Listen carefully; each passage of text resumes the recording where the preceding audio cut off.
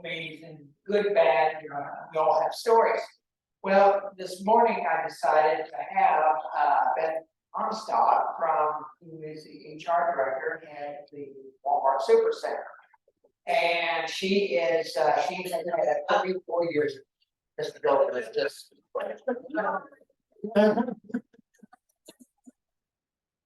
So she has 34 years of experience at being with Walmart.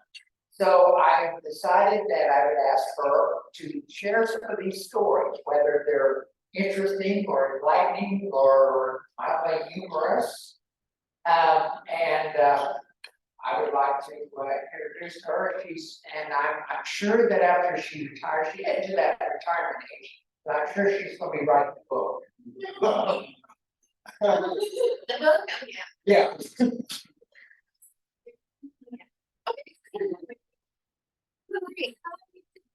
Everybody. Yes, so I have worked for Walmart for 34 years. I started when I was in the industry department, and I've done several different things with Walmart throughout that 34 years. Currently, I am what they call a people, which is HR. They changed the terminology about a few years ago. They no longer call it HR, we still call it HR. It's technically called and I was in Canada one, so not the we have over 300 associates at just this facility. And so it's a lot of associates to manage and maintain. You guys, Larry said, working with the public and just this environment that we're in right now, it's been quite the challenge to get people to apply and then get people to stay. So our full goal right now is retention, and that's where we're struggling a bit. And I'm sure many of you nodding your heads yes are in the same boat. I got a few figures for you, just kind of gonna throw those out there, and then yes, I do have some very comical things about customers and people that are following jobs. So we had a little meeting last week. My market did, and I'll be honest with you, I'm not really sure how many markets Walmart has. I can tell you that we're called Market 336, and in that market we have 1, 2, 3, 4, 5, 6, 7, 8, 9, 10, 11, 12. So we have 12 stores in that market, okay? And then from markets you get regions and so on and so forth. So just in my market for the year, we lost 1,741 employees. Just in my market. I can't even imagine what it's like in Kansas City or Chicago or those bigger places. So my new hire turnover, those are people just within the first 90 days, just for my store, is 41%. 41%. So 41% of the people don't make the first 90 days. Yes. Now, cost-wise, I would say, just estimating, it's about $2,000 per person to bring them in, get them trained, all of that good stuff, right? So 1,744 people that take that times $2,000, and that's just for one. My yearly turnover, so people that don't last a year, is 82%. Okay, that's a high number, yes, but we're one of the better stores. Oh. Yeah. So, yeah. So, I think Osage Beach, and I'm not talking Osage Beach, but just in comparison, 12 miles away from me. Their yearly turnover is over 100%. Most of the stores around me, their turnover is over 100%. Their 90-day turnover is over 100%. So just as soon as they bring them in the door, there is. On average, I usually kind of estimate, like when I'm hiring, and I'm hiring all the time. Honestly, I mean, because if I don't, I'm gonna be way behind, so. My manager and I work really well together, he's a great guy, his name's Paul Gardner, some of you might know him, you know, he's local. He's been with the company just as long as I have, we've been with the company for 34 years, but of course I started in Illinois, he started here. I think I'm like a couple of months ahead of him, so, or maybe he's a couple months ahead of me. Anyway, we work really well together, so sometimes, you know, they might tell us, you guys are way over in head count, meaning they feel that we have too many people and we need to stop hiring, and I'm gonna be honest with you, I don't ever stop hiring. Because again, if I do, then by the time I need people, I won't have them. And I will miss people that put in applications, and because I didn't hire them, they're going somewhere else. So, I think probably, you know, getting people, is one thing, getting quality people, is another. If we can keep them, the first 90 days, we're more likely to stay a year. So that's what we're really kind of trying to work on. But sometimes that's difficult. If they stay a year, they're probably gonna stay longer, and that's really what we want. We're getting to the point as a company that people that started out, you know, when I started out, are thinking about retiring, and what they're finding is they don't have a good pool then to replace them. So they're really kind of going after the younger ones, which is fine.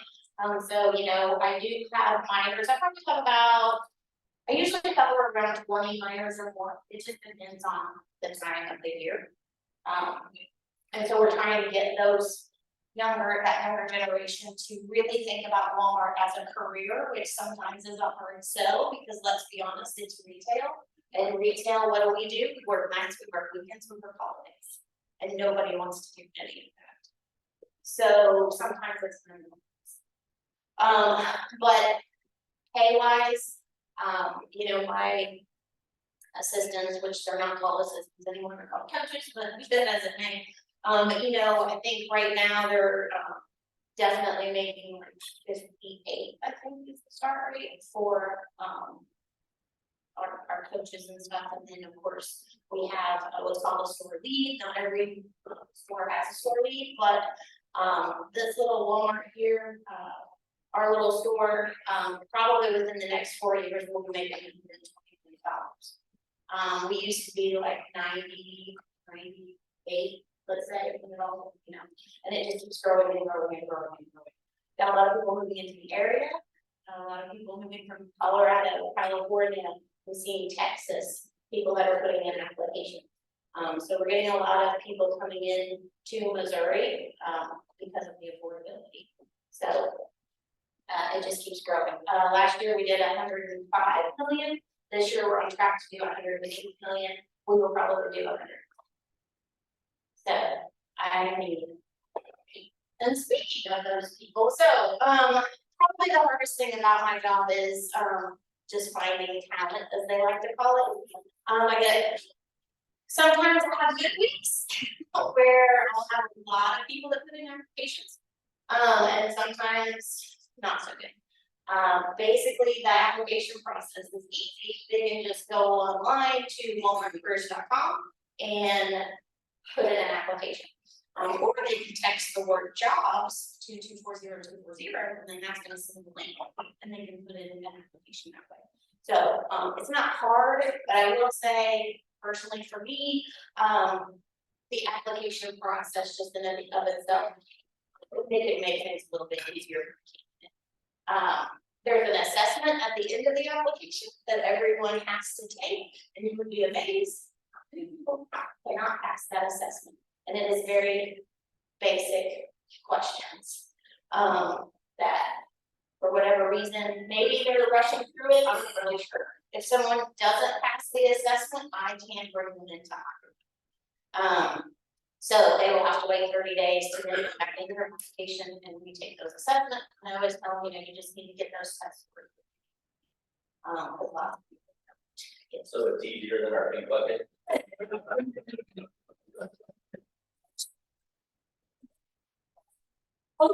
But For the most part, you have candidates that pass the assessment, no problem, and then some of them struggle. Basically, I go through and I look at applications every single day. And if I see a good application, I'm printing it off and I'm trying to call them and setting up interviews, because I still do pull everything in and actually do, an interview. When COVID happened, we didn't have to do that. I still pulled people in to do interviews. I did not like to do interviews over the phone and actually do job offers without actually seeing the individual. Kind of old school in that thought, maybe, that I feel like they need to make more of an effort than just filling out an application. Come in and see me and let's talk.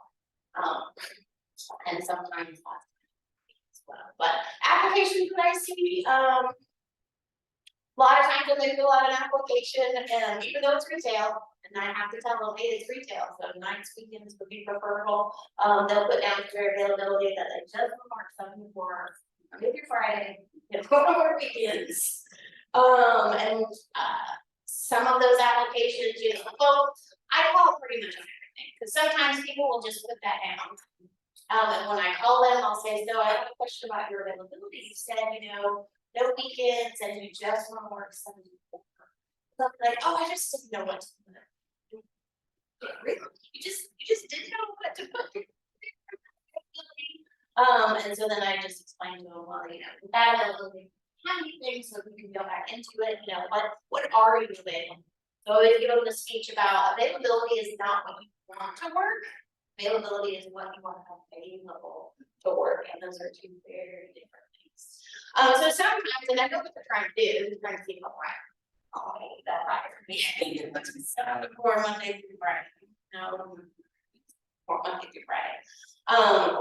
So a lot of times I'll get people that way. There might be some stores out there that if they see that, they're just moving on, and they're not even, going kind of that extra mile to call the people and see if maybe we can work something out. Because I have hired several people out, or even, not asking to work every weekend, but every other weekend, or maybe we could do, 1 weekend off a month and things like that, and just get a rotation going. So it's a little, you gotta put a little more into it than just application. But every day I look at applications. Every day, yes. So, obviously, as those of us that either have employees or have or understand the business side of the move that not just Walmart, but a lot of places are going to automatic or self-checkout and all those things, and you reduce the amount of people that are there, and most people have to shift other departments and whatnot. As a consumer, and a lot of us don't like it, but as business people, we kind of get it. What is the employee take on like that? Like those that enjoy it or prefer to work in that situation being moved to something else, is that driving employees away and taking off that job? Or? I'm not seeing so much of that because I haven't really had to move people to accommodate for those self-checkouts. With the self-checkouts, I still have to have people monitoring them. Yeah. And honestly, for the self-checkouts, the guideline is that one person should be able to watch 4 of them. Okay, so I think on the grocery side we have 12 self-checkouts. So to run it efficiently and properly, to have all of them working, I have to have at least 3 people, and then you also have to consider that I've got breaks, I've got lunches, everything going on with those. So I still have to have that kind of put them on coverage to cover those. That's kind of where the self-checkouts. But we were lucky, I will say. We went through a store remodel 2 years ago. You guys remember that? Yeah, I don't like it.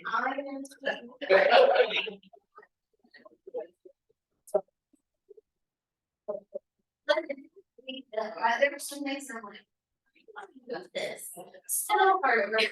But the self-checkouts for us, originally the plan was our front end was going to look like Osage Beach, and there has been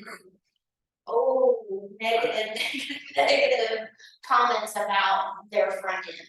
So thankfully, they did not go through with that. And so we do still have registers, van registers, and as far as I know, there's no plans to take those out. Because I mean, I have some people that will not go through the self-checkouts. The only time that becomes a struggle, is if we have severe weather and how many of you have seen Walmart close? Not when it's just Christmas or Thanksgiving. We didn't close, we didn't have a really, really bad snow. I think my doctor was at 2006 and we got like 20 some odd inches or however much it was amazing, but terrifying at the same time. Walmart never closed, right? We were open. It doesn't matter, they like never close, it has to be really, really bad. So that's kind of a struggle because then I might have 15 people that show up that whole day. And most of them are management, because my other associates couldn't get out to make it into work. But guess what? Town people always seem to make it. And they're bringing their little kids in and shopping, and then they're like, what? Checkouts, and I'm like, well, we had like 75 checkouts today. So that's why we don't have anyone here, and so we'll utilize those self checkouts on the work because I can have 4 hours operating instead of just having the one, relevant register. We're tight on time. Any other questions? Sorry. It's big employee turnover. What do the employees give the main reason? Just the odd hours? Or what? If I see them, because most of the time, it's just job abandonment and they don't show back up. So in my mind, they probably I'll phone in, they call in. or they call in and it's attendance issue. Attendance is huge and job abandonment falls under attendance, just to be perfectly honest. But we do have an attendance policy, the store, the whole company. We let them have 4.5, we call them points. So 4.5 absences in 6 months. And each one of those absences is on a 6-month roll. So by an absence today, 6 months from now, that absence is gonna roll off, okay? I've got people that can't make it 30 days without calling out that much. So, and we also have something that they can earn. Every day that they work, we're earning what's called PPTO time, and that's a protected time that they build up. And they can earn 48 hours in a year. And so then if I'm absent and I have the hours available, I can put them into the system and it'll take away the absence. So I don't have to wait 6 months and it'll also pay me at the same time. So they're earning that every day that they work. They've got to show up for work. And they're either just not showing back up or they might get a better job. Okay, because let's face it, again, nights, weekends, right? Holidays. So they can go somewhere else and they can make just as much and not have to work weekends. They're gonna take that probably. Now, to go along with that, I don't know if where they're going offers the benefits that we have. If you're full-time, even if you're part-time, you can still get medical and dental and things like that. And then we also have online schooling that people can take, and all of that is free as well, as long as you're, Walmart associate. There's a lot of benefits that we offer, but some people, it amazes me how many people that I bring in who might be 30 or 40 years old and they have no retirement. None. And they worked someplace for 10 years or more and that didn't have that for them. And so then some of the reason they're coming here is because we do have 401k and stock and things like that, but they never opted into it wherever they were at either. So that's always kind of surprising. But I'm telling you, if they can work Monday through Friday and they make as much hourly, they'll choose that over, they don't think about the future and about things like that, which is unfortunate. Well, thank you.